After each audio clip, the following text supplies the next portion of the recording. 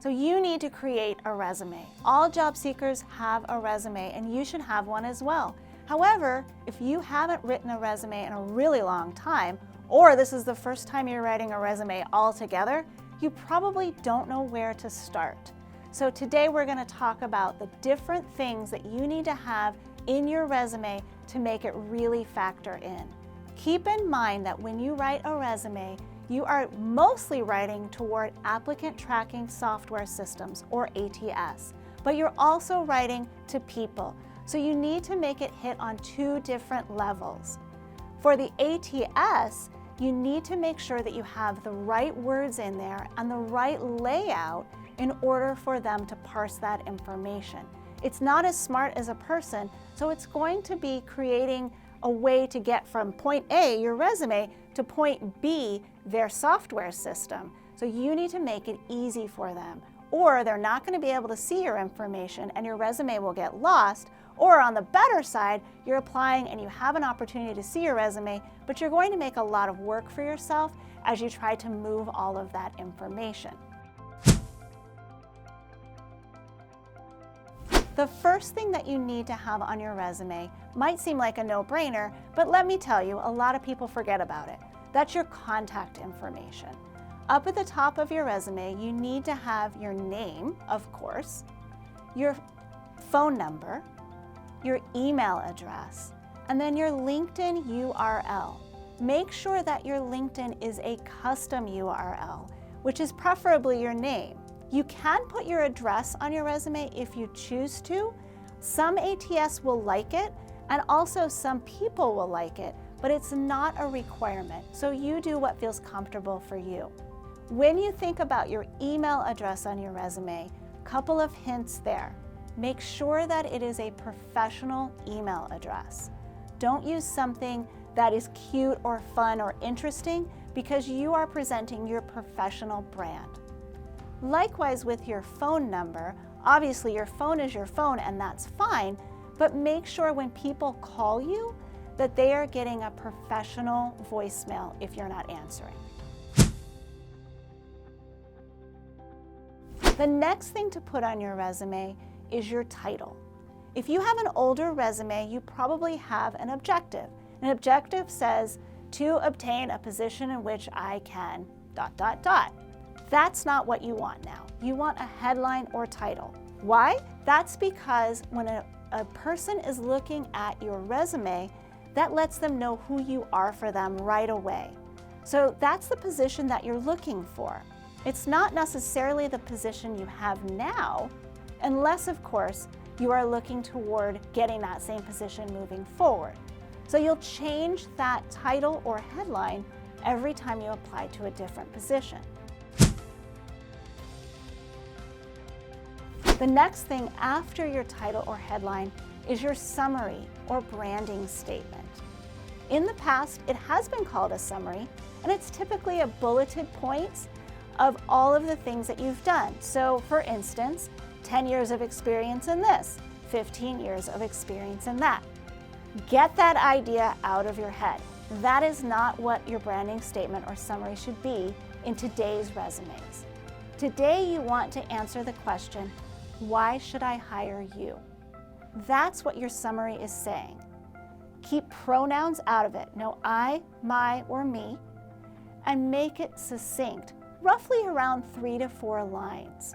It's going to be answering how you add value to that organization. Right underneath your branding statement or summary will be your areas of expertise. This is the main way that you get keywords into your resume.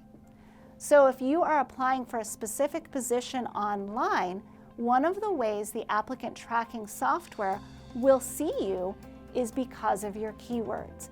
Pay special attention to those keywords in your areas of expertise section every time you apply for a different role. If you don't, then again, your resume will get lost in what we affectionately refer to as the black hole of resumes. After you've gotten that intro section out of the way, that's the part where you'll be changing each time you apply for a different role. Then you'll go into the static part of your resume. This is where you start tackling experience. Professional experience is usually how it's labeled, and it's going to go in reverse chronological order.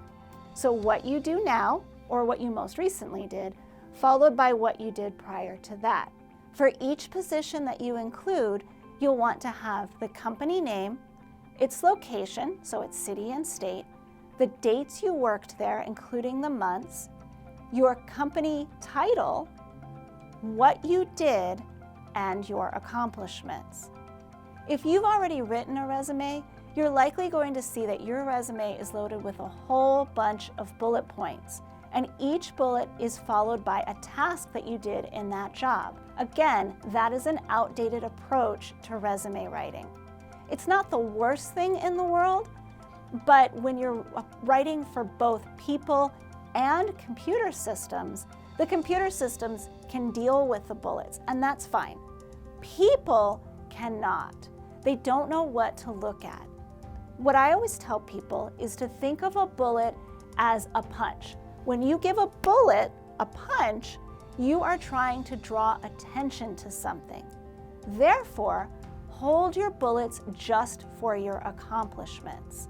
So the way you delineate those things on your resume is you'll have a brief paragraph about what you did. Make sure you're using strong action verbs. Avoid responsible for. Right after responsible for, there's usually a nice action verb like managed, or led, or directed. Those kinds of words are the words that you'll want in your description of what you did. 2 to 3 lines is sufficient for that. Then you'll go into your bulleted accomplishments. Your accomplishment should always be based on a framework of there was a challenge you faced, an action you took to overcome that challenge, and then a result that came out of that. That's where you're adding value to the employer. Repeat those in reverse chronological order for 10 to 15 years. Don't go past 15 years because, unfortunately, age discrimination does happen and you don't want to put yourself in that category. So therefore, if you have information that is older than 15 years, you can absolutely include it on your resume, especially if it's pertinent for the job at hand, but put that into a separate little subsection called additional experience. Put the company name, the title, city and location of the company, and no dates and no other information.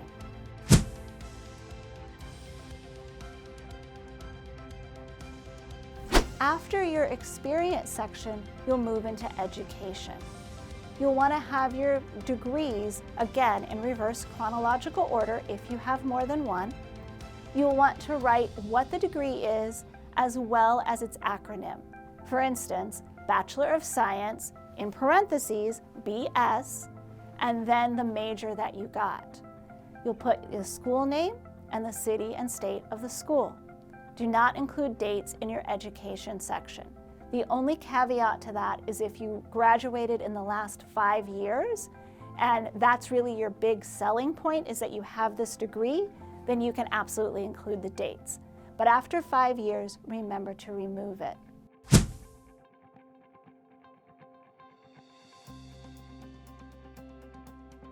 If you have certifications or licenses that are also applicable to the position to which you're applying, then you would put those after your education in separate headers. So don't group it all together. Again, a person would be fine with that, but the ATS would probably not read it correctly. Sometimes, if you have room, you may also choose to include professional memberships. Those are great if they are pertinent to what you do. So don't put anything that doesn't make sense towards your resume. So when you're looking at your resume, there are certain things that you need to make sure that you include. Your contact information, including your phone number, email address, and of course your name. Your headline or title to say who you are for the employer. A summary or branding statement that sums up why they should hire you. As part of that, you'll include your areas of expertise, which is where you'll have your keywords so you can be found by ATS. Your professional experience, in reverse chronological order, including what you did and what you accomplished. Just go 10 to 15 years on that and then create an additional experience if warranted. Then you'll have your education and potentially certifications, licenses, and professional memberships.